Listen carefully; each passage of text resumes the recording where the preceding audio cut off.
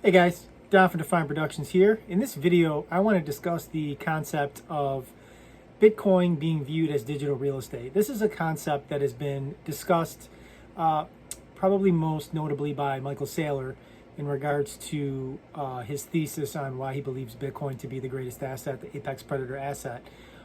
He discusses Bitcoin in terms of an investor in a property looking to store their value long term in something that will most likely appreciate in value. And real estate has been that for people and investors for quite a long time. Imagine being an early investor on a property in Manhattan in the 1800s or the early 1900s and holding on to that for generations and passing that property down through your family and basically creating generational wealth as a result of doing that.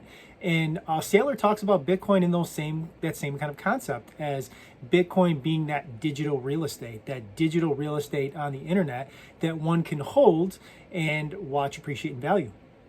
There's many different positives of holding, real estate.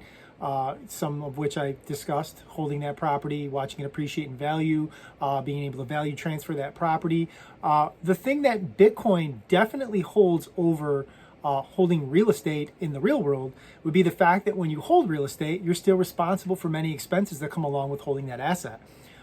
If you're renting that property out, you have to pay the all the utilities that come along with that property. Even if you're taking in income from that property, you still have to pay out and still have to take care of things. There's responsibilities that come along with that, as well as property taxes that you're continuing to have to pay.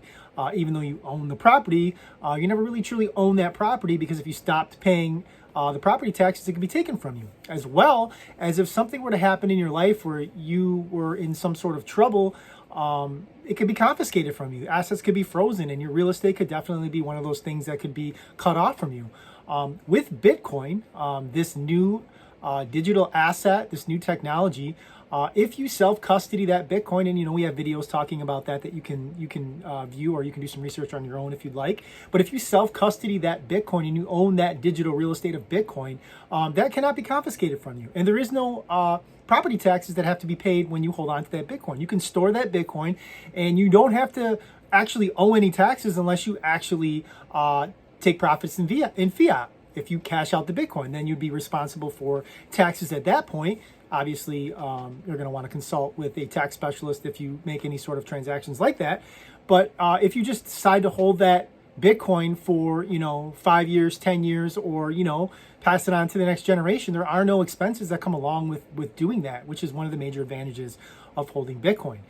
So I just wanted to make this quick video to kind of give you guys an idea of, like, when you hear people like Michael Saylor talk about Bitcoin being this digital real estate and the opportunity that was available for people early on to get those prime real estate properties, like Fifth Avenue in Manhattan, or one of these maybe Phoenix, when Phoenix was having its boom and owning some property there that is worth a lot of money today. We view Bitcoin in that same sort of place.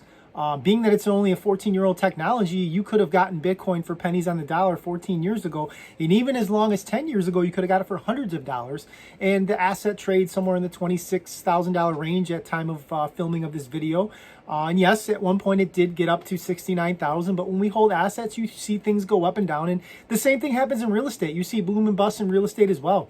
People were holding real estate in 2008 that one day was maybe worth 500,000. And then after the real estate crisis that we had, the great financial crisis, maybe that $500,000 property ended up being only worth 150. But if you held on to that property through that and still hold on to that property today, I'm sure it's worth much more than that 500,000 for many different factors, inflation being one of them. But when you own good assets, you just hold on to the assets. You don't get caught up in the day-to-day price volatility of that asset. You just own something good, own something that you believe in, and you don't worry about that volatility. And again, I thought I would make this quick video to kind of explain, because people have asked me personally about, like, what do you mean when somebody says Bitcoin is digital real estate? So I wanted to put this short video together, less than 5 minutes, to kind of break that down.